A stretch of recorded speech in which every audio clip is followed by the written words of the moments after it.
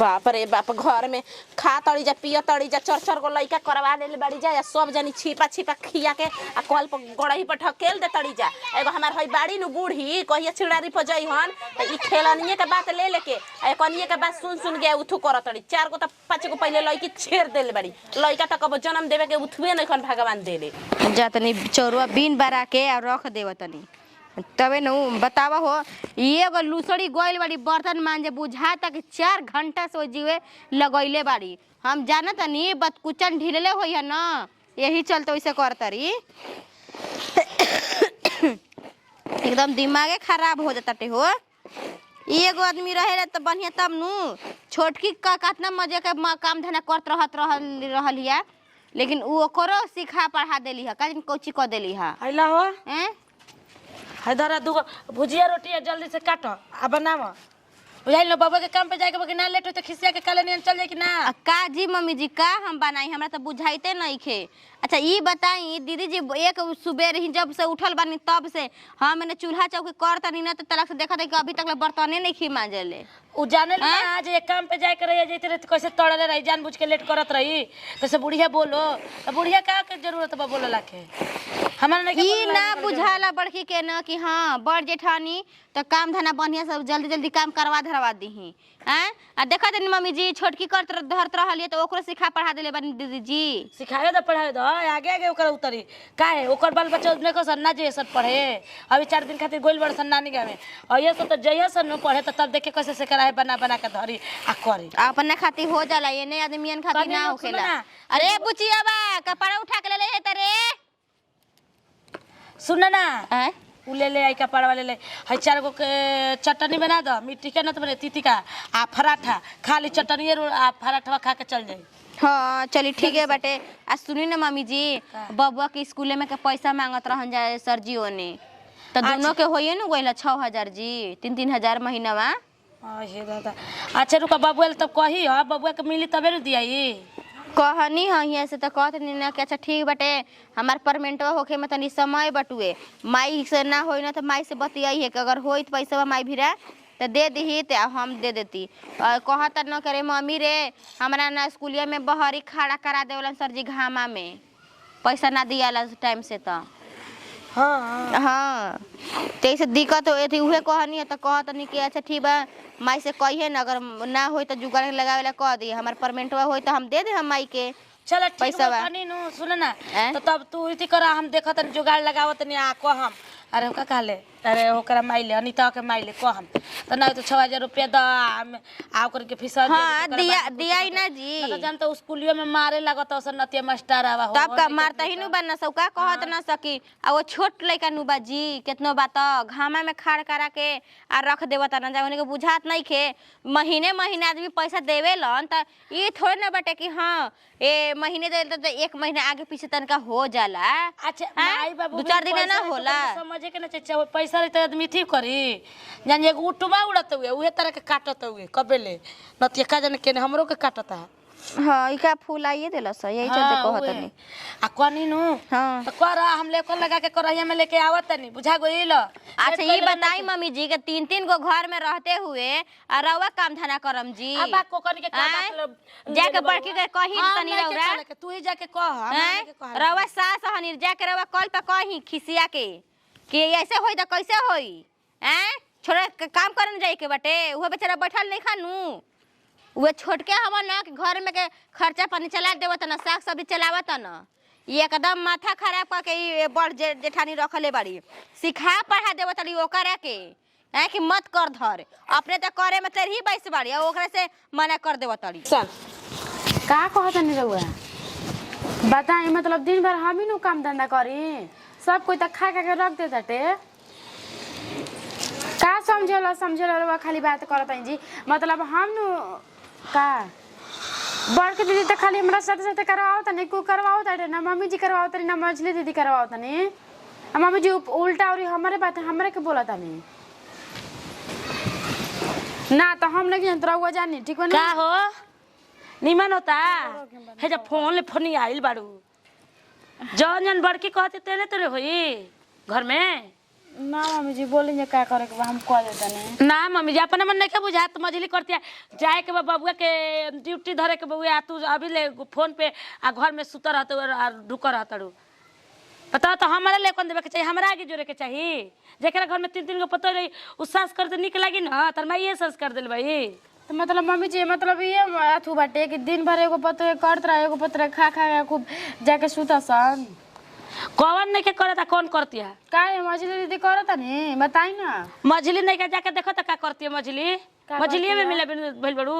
बड़की के सिखाल कर बड़की तर सासी आज कर मिल के रहत नु कल गोला लथारी तब बुझाई तारा तो हां तब कहिए तो बुढ़िया का कर रहलिया मतलब समझ आइल सिखावत नहीं बड़की दीदी कुछ नहीं किसी सिखावत खाली रहुआ सबके फेर बाटे कि ना उ सिखावत है चाहे जे भी कुछ करता नहीं। तू बैठ के जे फोन से बतिया तो मछली जाके चूल्हा भी अथी करतिया बताओ ना एक जोड़ ले भी है आ कहत तो मछली दीदी करता ई तो हम करता नहीं तो हई तो हऊ कइले बड़ू त का विचार का मतलब हम सब चीज करता नहीं ना।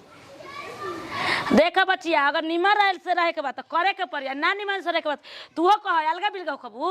मैं सिखा के विदा कर तो अलगा हो जाए जाते तो लोगो हम कह दे हम बता लेके रहिए अलगा माँ हमारी सब संस्कार नहीं के कि बेटी जाके अलगा बिलगा हो जाइ हो तो तब काहे घर में घुसे रहे तू मन ठीक नहीं रहत हाँ मन ठीक नहीं के रहत का भइल बा डॉक्टर के चलबू हाँ तो चलत के बिहान कने लिया के चलत नहीं सुई दिवात नहीं तब बुझाई ना आ कौन रोग भइल बा कुल बुझा जाई ससुर नैहर में आदमी रहत त रोगे नहीं के धरत आ ससुरा में आवते रोग होखे लागत एक का से है आदमी लिख के का धइले बा नैहर ससुर में हमरा के इहे रोगवा आवे के बाटे बताई ना। तबे न बा दाज होता बड़ गोतिन के दाज होत हुए हमनी के तो सारा दाजे ना कन्या हम तो जन्मे ना तो दाज का कहाला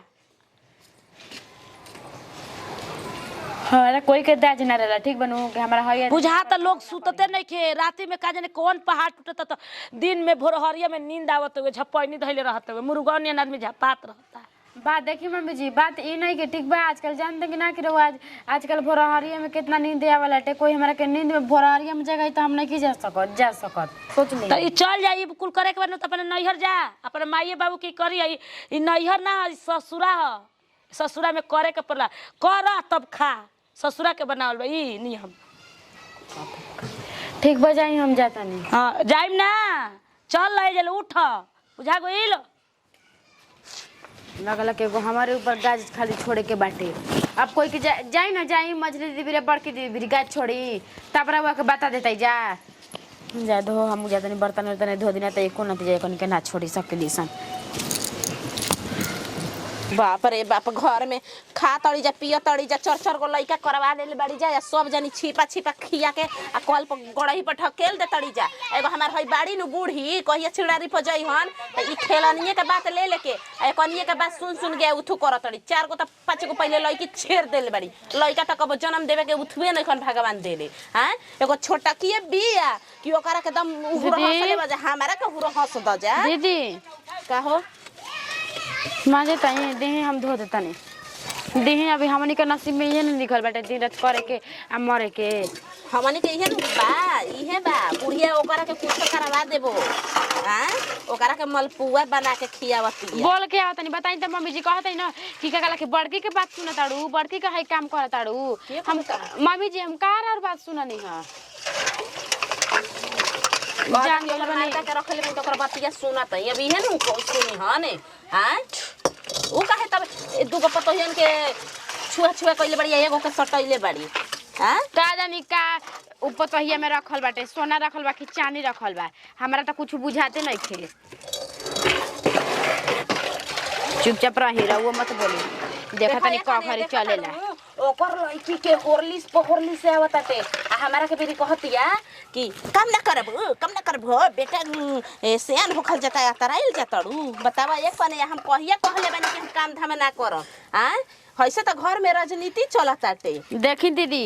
एक दुबरी काम धंधा हमनियो के ना कर जिनु तब बुढ़िया के बुझाई ठीक बा कि ना एकनियो के काम धंधा अपना किसन करत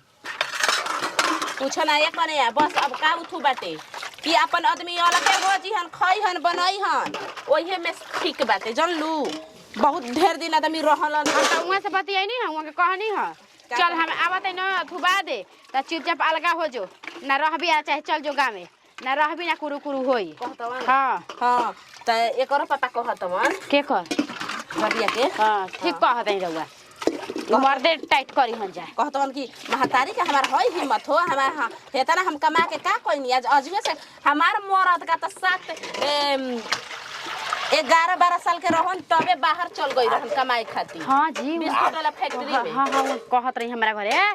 भैया कोई होयन हां कि भैया पहले हम ना कमाई आ उ भैया हमार कमा के बाहर से पैसा विदा करत हमारा के ऊपर हइले लिखैले माई 1 रुपया ना देत रहे। ए कन्या आगा ना होते गो बाटे बुढ़िया छोड़ देले ही आगा ना दे ऐसा ही हम जाके बहरनी है सब बताओ